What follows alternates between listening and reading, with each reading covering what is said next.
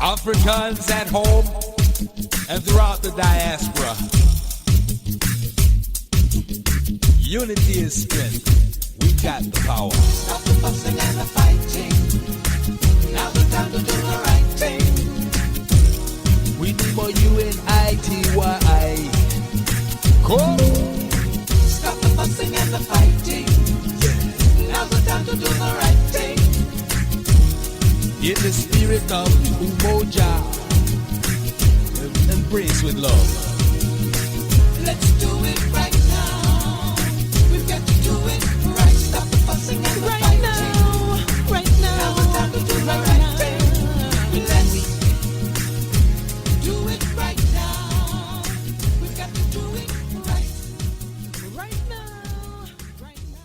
Yes, yes, this is Jamala Rogers, your host of Voices from the Battlefield, trying to get this extra person out of our screen, read AI meetings. So I don't know how that popped up, but we're going to try to get rid of it. We don't need AI in this meeting.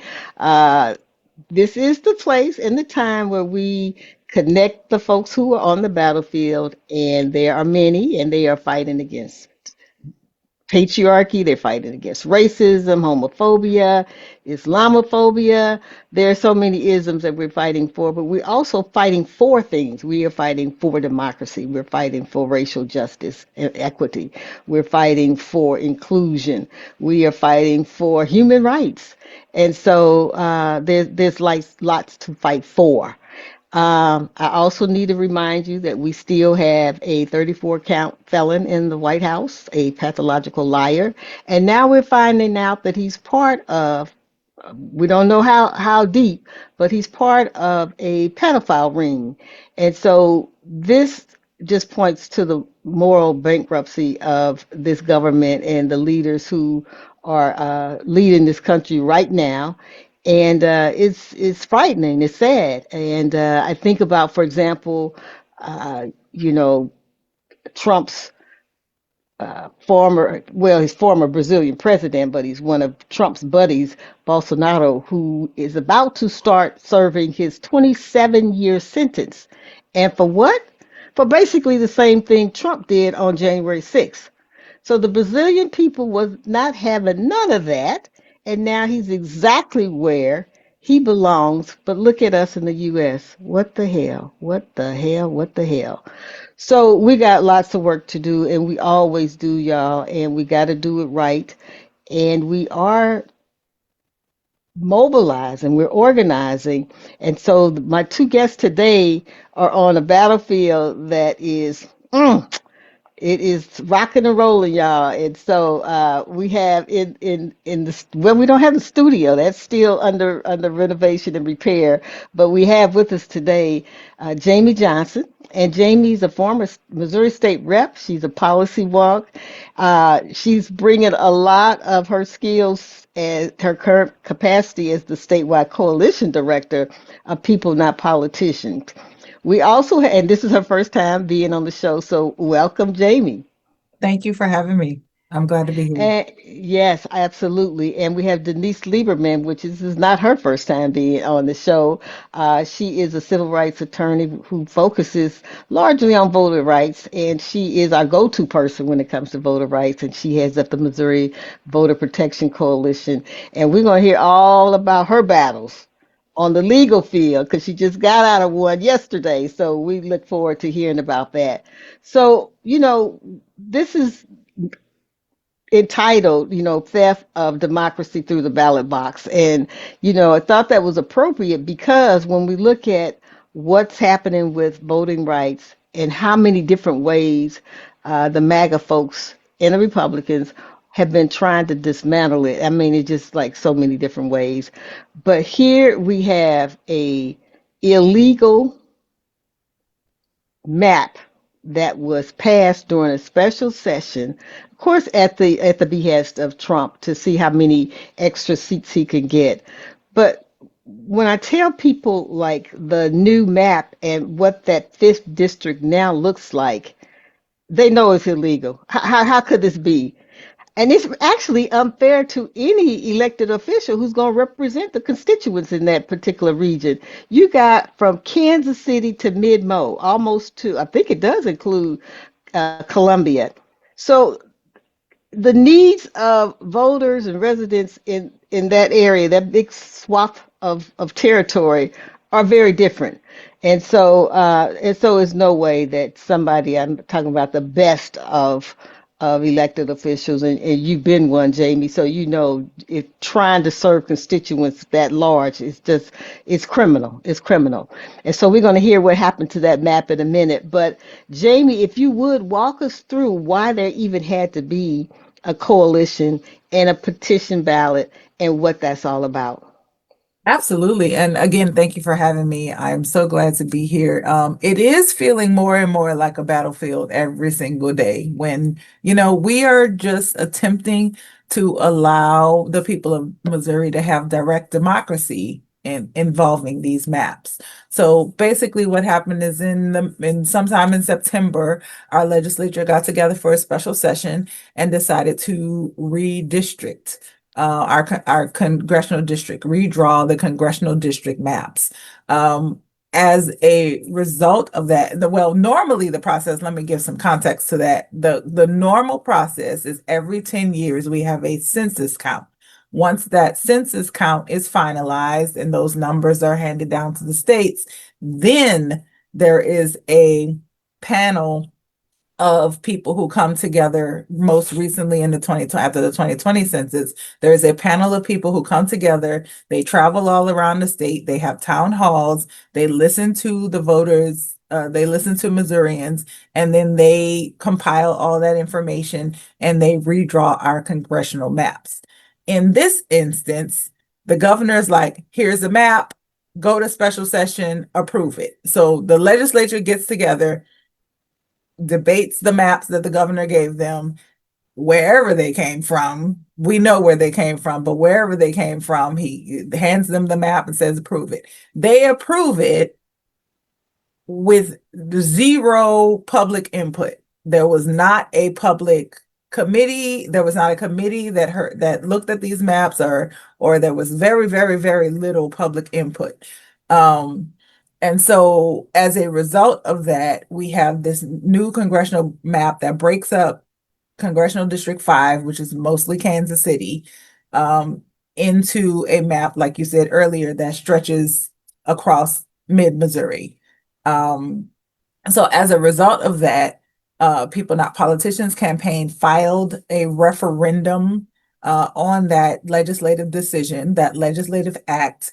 And we, as a result of filing that referendum, from that date, we had 90 days to collect approximately 115,000 signatures, 117,000 signatures statewide, in order to put that map on the ballot, the redrawn map, to say whether we, as Missourians, want this congressional district map that was redrawn in the middle of a decade, as opposed to following the normal process that is laid out by our Constitution that says that we reapportion or redistrict after every 10 years, after every census. So that's where we are. We have about 14 days before that deadline. We are right now today 14 days away from that 90-day deadline in order to collect those signatures. We have collected over 250,000 signatures across the state of Missouri. Not all of them, some people forget to put their state on or put their city on their address, or some people forget to write their name so we can read it. So not every single one of those 250,000 are valid signatures and will go towards this petition, but we've collected over 250,000. Our volunteers, our grassroots volunteers, have collected over 250,000 signatures statewide. So that's where we are. So I just want to, let people know that when you take on a ballot initiative, when the people do, it is a humongous task, and it's not a cheap task either, because you do have to hire somebody to help certify these, go through them, and sometimes even hire additional canvassers. Mhm. But this has largely been volunteer, and there's volunteers all across the state that has been doing this. And I think people are so revved up just based on what's happening. I mean, not just what's happening in Missouri, but in the nation. And you just feel compelled to do something. So I always feel the energy on those calls about like what else can we do? And we need to do more. And we've been we've been out there in rains, not snow yet, but definitely rain and heat trying to collect that because literally, I think it was 3 months that we had to collect. And I love Pretty on the much. website, it's got a counter, and you go, have we got it in? It's counting down, counting down. I'm like, oh, Yes. are we there yet? Are we there yet? But there's been some legal challenges, and I really want to ask Denise because when that map was challenged, what was the basis that it was challenged? Was it only because it was done midterm and not at the general? Was it because it's in violation of the voting rights, which, as you could tell us, Denise, has been totally gutted? I mean, I don't even know what's left of it to use as some kind of platform for challenging. But tell us where we are with the legal challenges of that map. Yeah, absolutely. And the answer is all of the above. There's a lot of things wrong with what happened here. And there are quite a few lawsuits now underway. I mean, starting from the convening of the legislature in the first place. They weren't in session, and our Constitution says that there's only some very extraordinary reasons that the governor can call legislators back to Jefferson City when they're not in session. And one of the lawsuits filed by the NAACP argues this didn't meet that, and so anything that happened in the session should be thrown out. A second lawsuit, one that I am involved in litigating, challenges doing this in the middle of the decade. And Jamie spoke to this a little bit. There's a reason that we redraw the maps every 10 years. And that's because we have new census data that helps us understand where the population has shifted so that we can draw the lines to ensure that everybody has fair representation. That's the purpose of doing it every 10 years, is to protect one person, one vote. There was no new census data.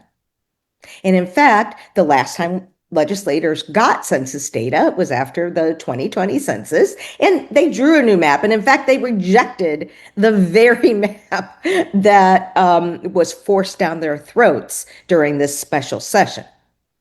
At that time. And so we had a trial on that question a few weeks ago in Cole County. But there are other challenges as well. There are straight up challenges to the district lines. As you mentioned, this new map slices Kansas City into 3 pieces and includes some of those residents along with farmers who live on the Illinois and Iowa border.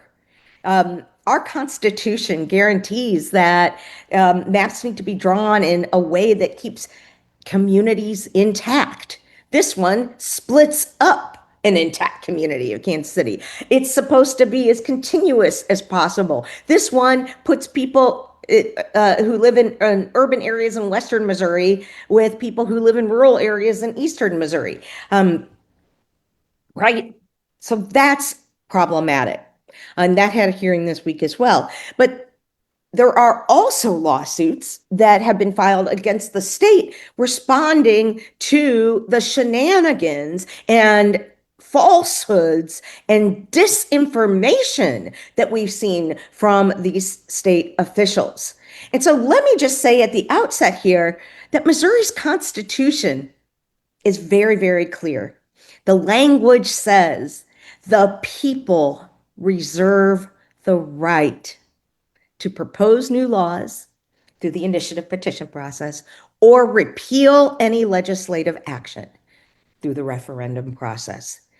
Missouri voters, thousands of whom showed up at the Missouri Capitol in protest when this was announced.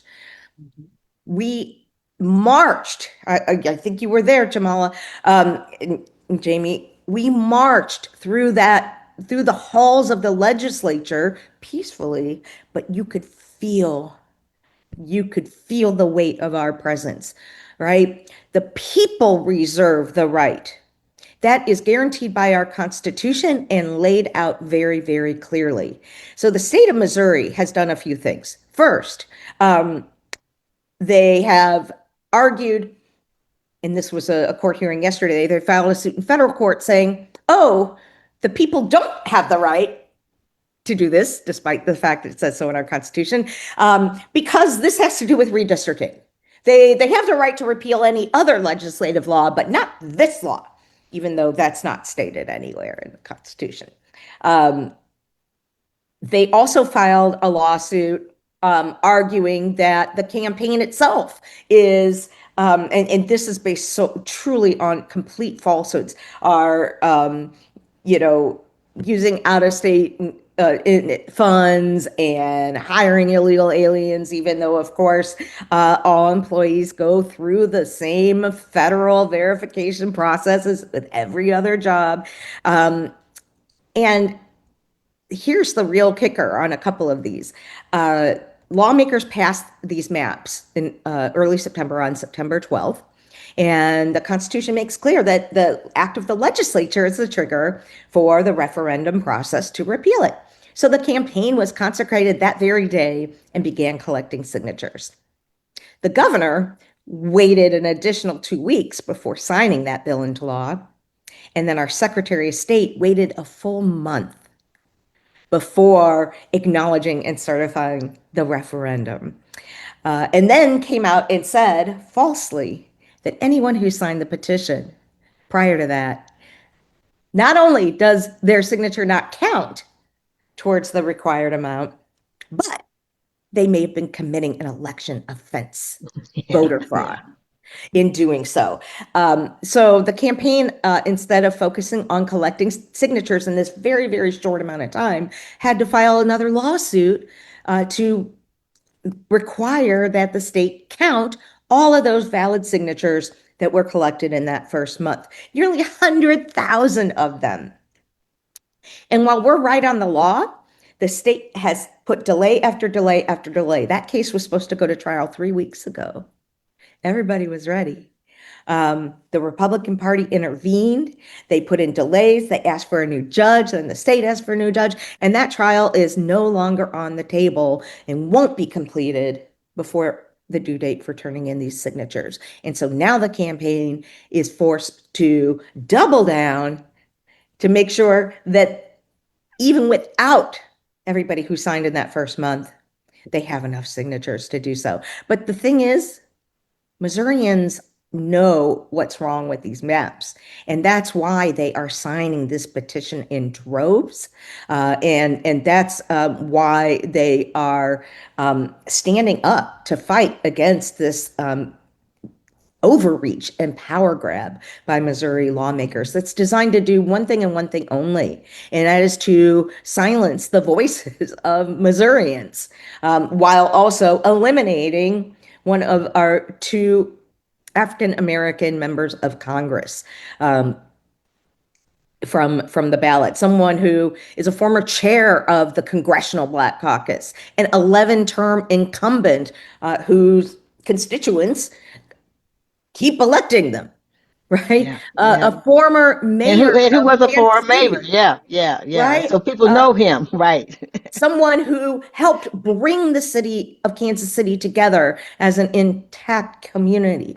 So it's quite shocking, but even more so, and this shows how fearful those who want to rig the system for their own political gain are of true democracy, is now there is a disinformation campaign out there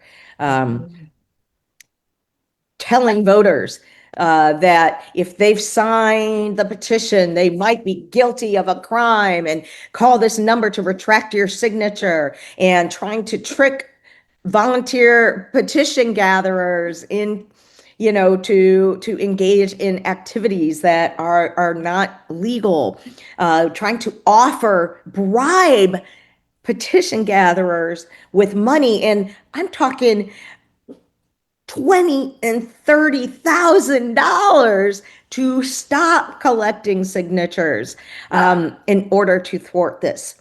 This is how terrified they are of Missouri voters simply being able to have a say. That's all we're talking about here. Right. So You're signing couple of this things, petition Dennis. to ask Yeah. that the Right. voters be able to vote.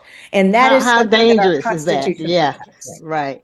So you make me think about two things. One of them is the lengths that these folks will go through to disrupt, destroy. And I remember during the ballot initiative that was going to lower the ceiling for interest rates on predatory loans. And in the final weeks of that signature gathering phase, these SOBs literally stole petitions out of people's cars. And so it completely derailed the campaign. We just didn't have enough time to recoup. So these people are thugs. I can't say it any other way. They're thugs, or they send thugs out. But the bottom line is they want to stop any democratic process that's going on.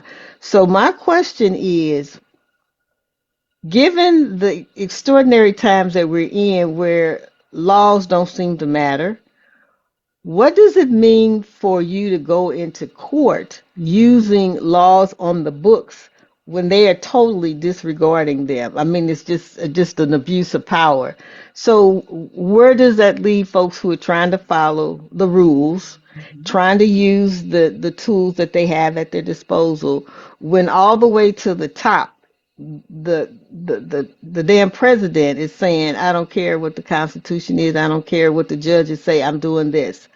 What does that mean for this ballot initiative? I'll jump in real quick and then turn it to Jamie. Your question just makes me think of when Michelle Obama said, when they go low, we go high. And the truth is that the constitutional protections that ensure our ability to vote and make our voices heard are the last guardrails we have in a lawless world, and people that are. So we have to protect the constitutional foundation of our ability to be able to have a say through fair maps, our ability to have a say by proposing laws, and our ability to have a say by repealing laws that the people don't want. Because that is, if we lose those, we have very little ability to take our voices back. I mean, and we know that the riot is the voice of the unheard, right? I believe it was Bayard Rustin that said that. And we know that we have to protect. If we take away the guardrails, it doesn't mean that we stop caring and we stop believing in the power of our voices. We will have to resort to other ways to get our voices back. And so that's why protecting these constitutional principles in court is so very important. I agree with that wholeheartedly. It is difficult for me. Okay, I am a student of psychology. It is difficult for me. I literally have a master's degree in organizational development psychology. It is difficult for me to wrap my head around the lack of scruples, the lack of ethics, the lack of morals. Honestly, this is a moral dilemma. This has gone outside of a political fight. This has gone outside of a fight for democracy. This is now a moral dilemma. There are people who are willing to lie, cheat, bribe, steal in order to stop an act of direct democracy. I'm going to say that again, because this is an act. One person, one vote is an act of direct democracy. We have a representational democracy, a representative democracy, yes, where we elect people to send them to speak for us. But the purest form of democracy is me as an individual in the state of Missouri going to cast my ballot at a polling place. That is the purest form of direct democracy. And so it is hard for me to understand it. I'm always, as a student of psychology, I am always trying to understand, like, what is the angle that you are coming from? How do you justify this in your mind? It has been really, really difficult for me to understand the tactics that are being taken against this campaign, which is an effort in direct democracy. What that means for the campaign is, again, like Denise said, we can't, it's not a matter of not breaking the rules because they're breaking the rules, or the rules go out the window. That's the only recourse we have. The legal system is the only recourse we have. And while the law may be on our side, we're not always sure. I mean, hey, as a Black woman in America, as a Black person in America, the law is regularly on our side, but the legal system may not be. So we have to, what we always have is the agency to do more, right? What we've always had is the agency to come together as a people, regardless of your political affiliations, regardless of your religious background, regardless of your sexual orientation, regardless of who you marry, we can come together as a coalition of people. And that's one of the reasons that People Not Politicians is a nonpartisan campaign. We're kind of like the church. If you align with what we believe, come on in, you're on our team. If you believe gerrymandered maps are wrong, come on in, you're on our team. We don't care what gang colors you have. We don't care what political affiliation you have. If you believe people deserve proper representation, if you believe that the maps should be fair, if you believe we should not be moving at the behest of a wannabe dictator, then you are on our team. We don't care what you came, come as you are. That's what we got. Yeah. So, the but more the merrier. The more the merrier, because at the end of the day, we've trained over 1,100 people across the state and more coming every day, even with 2 weeks left. We have a training on the 29th. Our final turning is on the 3rd. So we've got to prepare things to be able to bring them up to Jeff City. So we are still doing trainings for people, even to this, with such short time frame left. People are coming and saying, I got that text message and I don't like the way that sounds, and I need more information. I want to have more information. This doesn't sound right. Because of who it came from. It says right at the bottom, paid for by the Republican National Convention.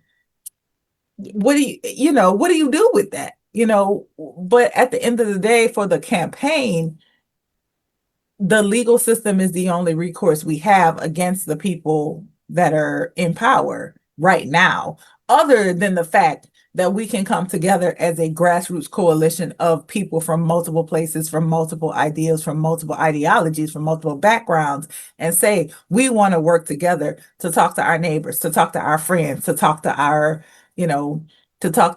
college students and say, this is what's going on, help me change it. We always have that power. Yeah. And that's what I think we've ever, that's the only thing that's honestly ever worked, is the grassroots power of people coming together of different backgrounds to say, enough is enough. We're done with this. We don't like what you're doing, and we're going to make a change. Well, and I was going to say, that's what's so powerful about this campaign, right? Is people are coming to this campaign in droves because they feel just the weight of the oppression and the weight of the indignities that these lawmakers are suggesting, that people don't know what they want, that people don't know their own lived experience or voices. And that's why protecting the initiative, petition, and referendum process is so critical, because it is the public way that people can reclaim the voice for themselves, right? I mean, the only ones who are going to save us is us. But the way we do that is through the initiative, petition, and referendum process. And so what, I think Denise, it's I want you to say a little bit more about that, because some I've been power. on a a webinar that talked about preemption. And one of the things I shared with it was a national audience is that our legislature, in one fell swoop, got rid uh, the right for women to choose abortion rights.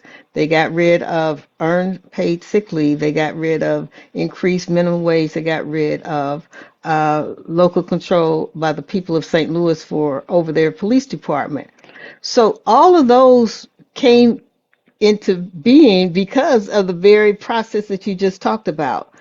So and by not by squeaking by, it's like 60% margins where people say, yes, we think earned paid sick leave is like a plus, lift some of us out of poverty. But yet here are people who are supposed to be representing the state who said, nah, we don't think so.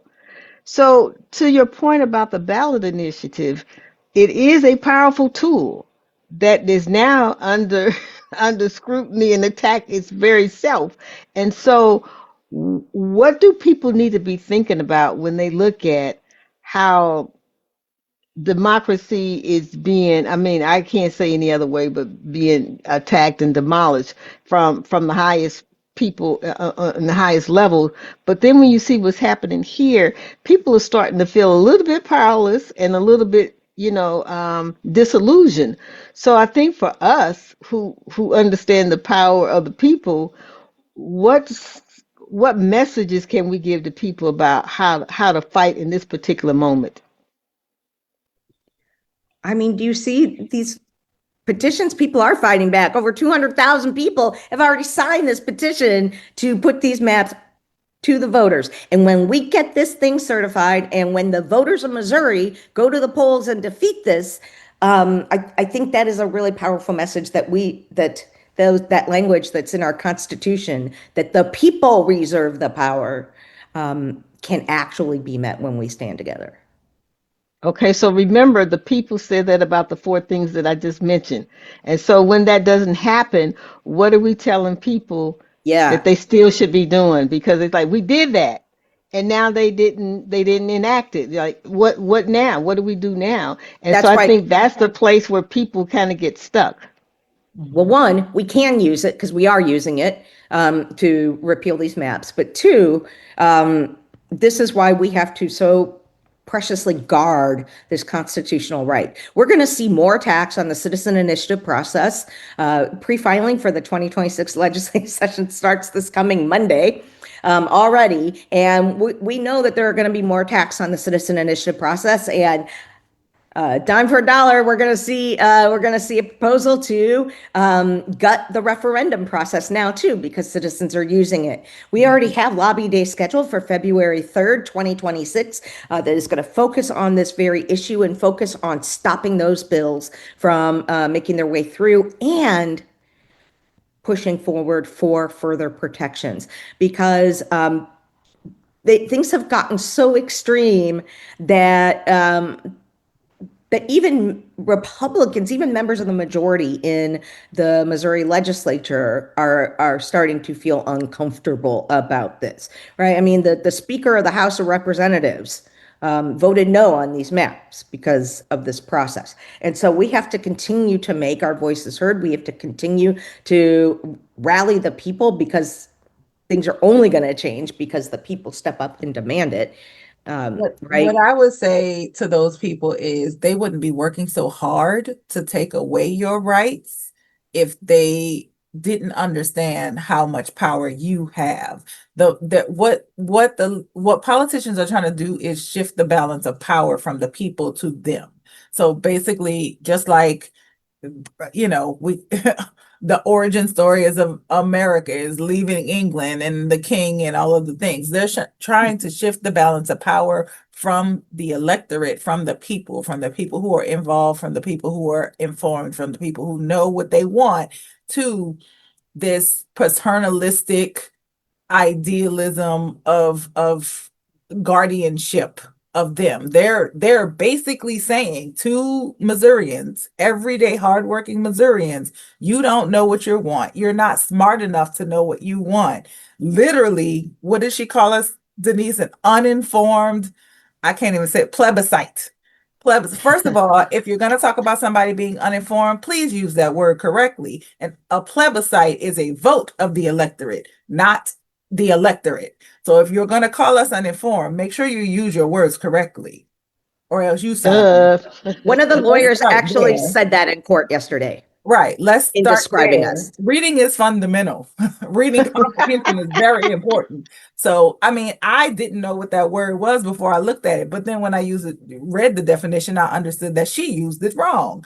So, or the lawyer, whoever said it, used it incorrectly. So, understand they are literally telling the state of Missouri, the individuals who make up the state of Missouri, that they are not smart enough to understand what they are voting for. And if that's the case, how did you get in office? right, Who right, voted for right, you? right. Were they uninformed about who you were and what you were going to do because you lied to them? So Mm. what I would say to individuals who are questioning, well, we did vote that in and now it's not, those you have the power to do this. They are trying to take that power away from you and do what they want to do. So what I would say was do a little bit more research on who you're voting for. You've done the research on what you're voting for. You know what your values are. You know where your values align with the things that you voted for, with access to health care, with making sure people have health insurance, Medicaid expansion, with making sure that folks have the opportunity to organize and unionize, with right to work, or the right to work petition that was out. You've made your voices clear, and they have decided that you don't know what you're talking about. So now it's time to look at the people who represent us versus the policies that we're advocating for, because those two things are in misalignment, and we need to correct that. So I want you all to tell me what you think about this. I also think that they have noted the growing power of the Missouri electorate. I mean, I've been a part of MOVE, and so looking at the ballot initiatives over the last 10, 15 years, it really has been about educating voters across urban, across rural, across, race, across gender. And you're starting to see that when people show up at the ballot box. That's how we put down right to work. I mean, all of these things that have been voted in by the people represent the broadest spectrum of the Missouri voters. So I'm looking at this and thinking those people must be getting scared because the people that they have been trying to pit against one another for so many years are now saying, oh, yeah, we got some things in common. Yeah, I'd like to have some of that paid sick leave too. That's not just a white worker saying that. That's also a black farmer. That's not just a single mom. That's somebody who's like underpaid that works at McDonald's. So people are starting to see that they have more in common than they do not, and have let these people pit us. So I'm thinking that that's one of the things that they're responding to, that they got to break this down. They got to do whatever it needs. And so one of the things I started thinking about, and I want y'all to lean in because this is a strategy I think I might try to propose, that if that map stays and we stuck with that map that has a district all the way to Columbia, what if the voters still vote for Emmanuel Cleaver? Hmm. Hmm. So Wouldn't that be a slap in the face? we don't want that map. But hypothetically, hypothetically, yeah, I think it is high time for us to drop the labels and move towards understanding the needs of the community, and that those needs are not so far apart. All of us want a stable housing, right? That we can afford, that we're not paying half of our income to a landlord or to a mortgage company because interest rates are insanely high. All of us want to be able to feed our families. We just went through this government shutdown where they actually used SNAP benefits over and held SNAP benefits over people's heads to say, you're not going to get what you want because I'm not getting what I want. Like at the end of the day, the best thing that could come out of all of this chaos that is going on right now is that people start to realize, oh, those people aren't so different than me. I'm on Snap too.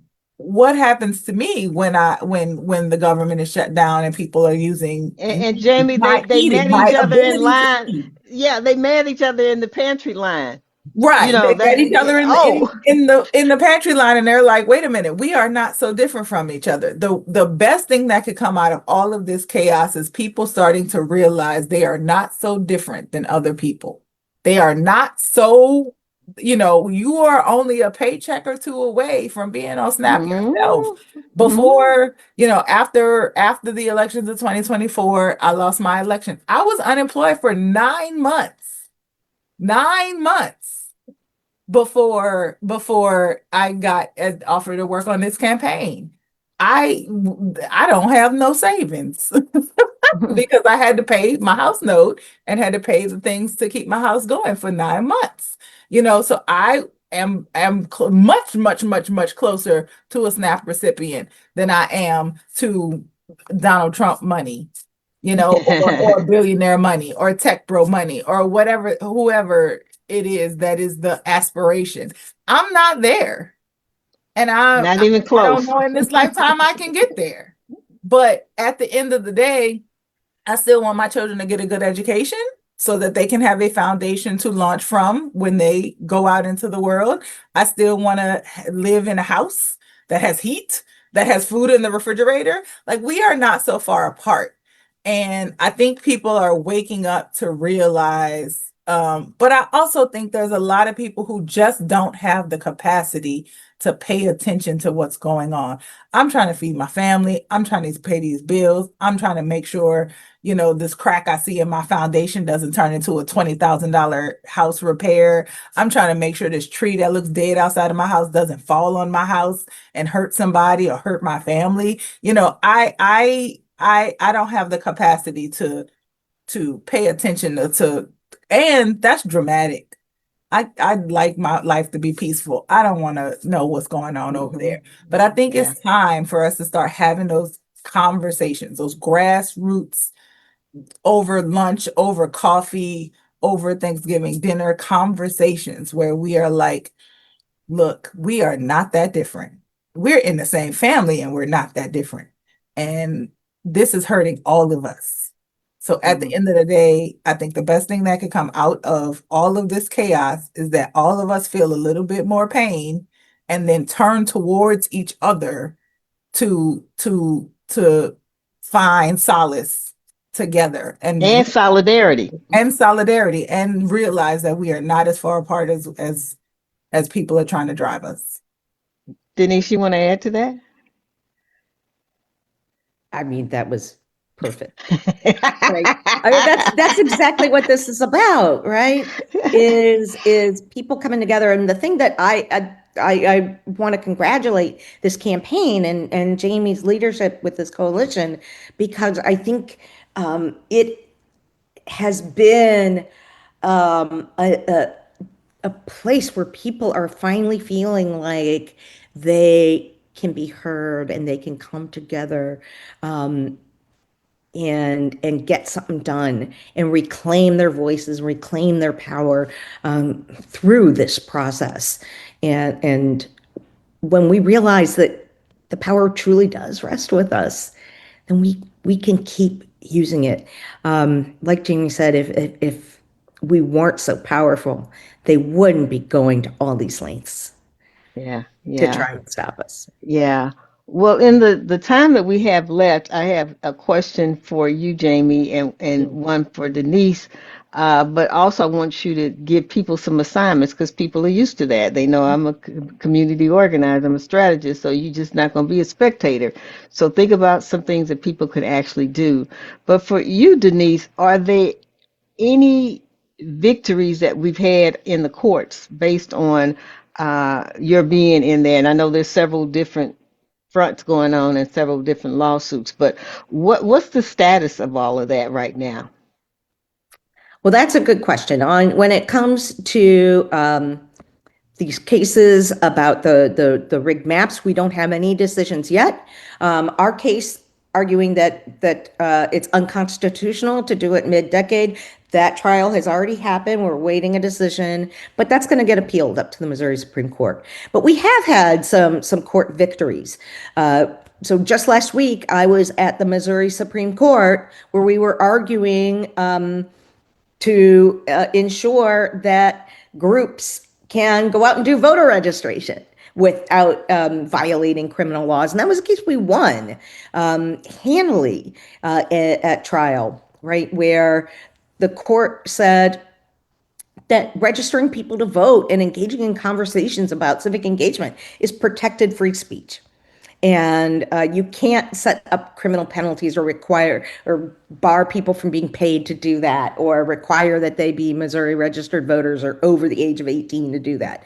And so we defended that in the Missouri Supreme Court last week, and I'm feeling hopeful that that victory will remain and that all of us will be able to continue to engage in civic engagement. We've had nearly 20 years of court decisions that have held that limiting the forms of ID to only the kind that you have to get at the DMV with a certified birth certificate and court records and papers is unconstitutional.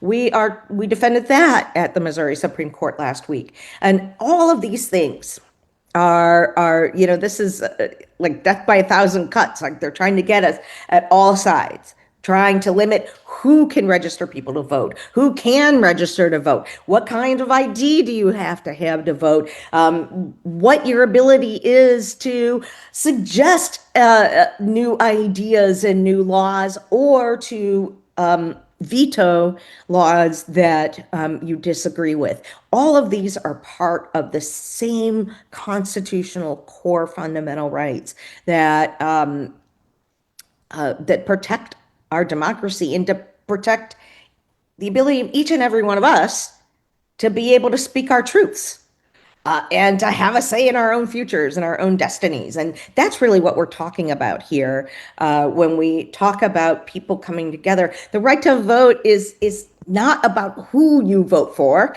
though I'm sure we each have opinions about that, and we should have opinions about that. But it is the right that should be bestowed to each and every one of us. Each and every person deserves a say in their own future and a say in their own destiny.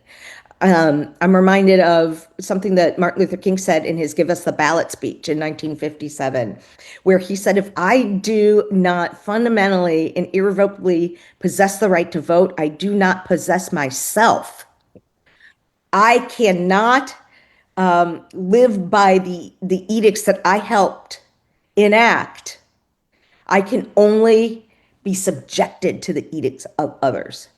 What we are talking about here is the ability to be free. If you do not have a voice in your own destiny, in your own future, if you do not have the ability to hold leaders accountable for the laws that they are enacting, on your behalf. with my dollars, by the way, we're paying for that. Right. And by the way, all of us are paying for these lawsuits that they're filing against us too. Yeah. That's coming out of our tax dollars. Then we're not free. And I think that is such a unifying force that is the core truth of the American experience, is that that's something we are all striving for, is the ability to be able to control our own futures. And that reminds me of an Aristotle quote. You quoted Martin Luther King. That reminds me of an Aristotle quote that I put on my Facebook page last week. If liberty and equality, as is thought by some, are chiefly to be found in democracy, then they will be best attained when all persons alike share in government to the utmost. And Wow. that means everybody has to participate. Your vote counts. Your vote counts, especially in states where you are the quote unquote minority. Your vote counts. And if it did not count, people would not be willing to lie, cheat, steal, bribe, even historically murder to stop you. Yeah. So So Jamie, we're about to come up on one of the parts of the campaign that I appreciate and enjoy the most, and that's engaging people in the education part going Yeah. into the poll, going into the ballot. So here's what's going to be on the ballot, folks, and Mhm. here's why it's on the ballot. What Mhm. does that look like for the campaign right now? Well, first, I want to put a plug in for our last weekend push. We are coming up on 14 days before we have to turn in these signatures. There is some prep involved in getting the signatures prepared to turn in. So this weekend is our final push to gather signatures statewide. Find us on peoplenotpoliticiansmo.org and find a event near you, whether you just want to sign, you haven't signed yet and you want to sign, or you want to volunteer to gather signatures. Please, please, please look at that website. There is an events tab that will show you everything in the state of Missouri, every event that we're hosting in the state of Missouri to gather signatures this weekend, this Black Friday And weekend. Jamie, we even have drive-through, so people You don't even even have have to drive-through. You don't even have to get out of your car. You can roll up, sign, and keep it moving. On to the next thing. Got it done. So yeah, Yeah. you can find a drive-through event. You can find a signature gathering event. You can show up at any of our campaign events and sign the petition. But once we qualify this thing, there is so much more work to be done in terms of voter education, voter engagement, talking to folks, make sure they understand what these maps look like. I don't think we've seen anything in terms of misinformation. We have not seen anything yet. Once we qualify this thing, and they're actually already lying in terms of misinformation about what's going to be on the ballot. As we know it right now, of course, things could change, but as we know it right now, when this is qualified, it will be on the November 2026 ballot. Again, that could change. However, what you will be voting on, depending on the wording, we don't know if it's going to be a yes or a no. So depending on the wording, what you will be voting on is whether or not we retain these new maps that were drawn in this special session in the middle of a decade without new census information. That's the core. Now, how it will be worded, I don't know, but that will be the question. Do we want to retain, or do we want to, I don't know. Like I said, I don't know how it's going to be worded, but there will be a lot of effort to educate voters. We're likely going to be canvassing, door knocking. We will need your help. We will need your assistance. So please find us, connect with us. We're on all the social medias as People Not Politicians MO. We're on all the social medias. We have a website. We have a mobilized page. Please find us and make an effort to assist us with voter education, with signature collection, with moving forward in this campaign. And I just want to let people know that we're talking to two distinct organizations, but whose paths are intertwined, from time to time. But Missouri Protection, Missouri Voter Protection Coalition is in place all the time, which I really like because it's like stay ready so you don't have to get ready. And so, how can people Yes. get involved with you, Denise, and what should they be looking for in terms of any of these legal outcomes? Yeah, and so we are the Missouri Voter Protection Coalition is a proud organizational member of People Not Politicians campaign. So that's a campaign, right? And so the difference between the two is this is People Not Politicians Missouri is a specific campaign to repeal these rigged congressional maps that has a deadline for signature collection on December 11th and will be on the ballot next year in 2026.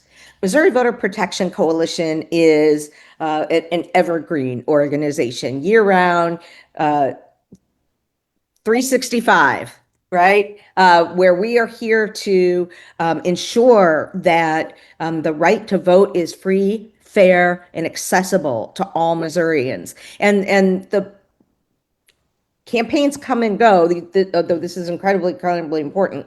Elections come and go. The power of having a permanent organization that brings expertise on the right to vote and brings the credibility of having built relationships over the years. We're coming up on 20 years. It's hard to believe, Jamala.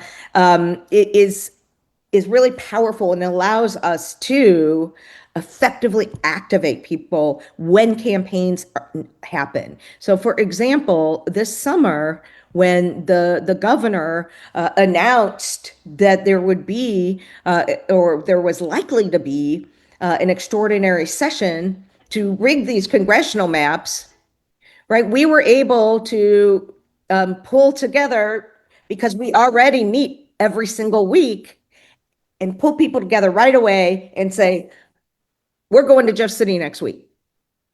And 5,000 people came to Jeff City next week, right? And it was due, not just to us, but to all of the other coalitional partners that are there who are engaged. And by keeping people engaged, building relationships amongst the organizations that all care about democracy all across the state, it allows us to build that power and build that foundation and build a foundation of people who are already leaders and ready to step up and step in when these moments call us to. And I think that's the power of our collaboration and our collective activism together.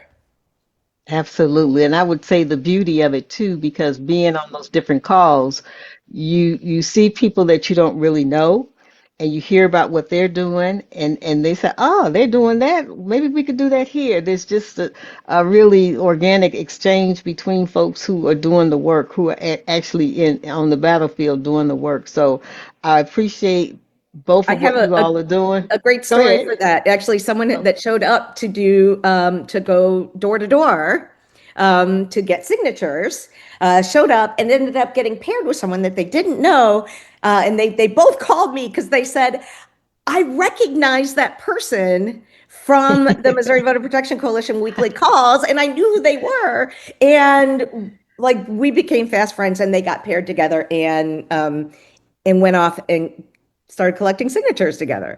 So Beautiful. it's the power of those relationships. We know that the movement moves at the speed of trust. Yep.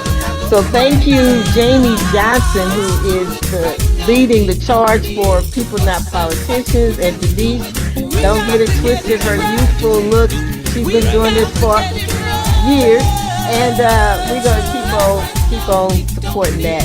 So this is Jamala Rogers, your host of Voices from the Battlefield, and I hope to see you on the battlefield.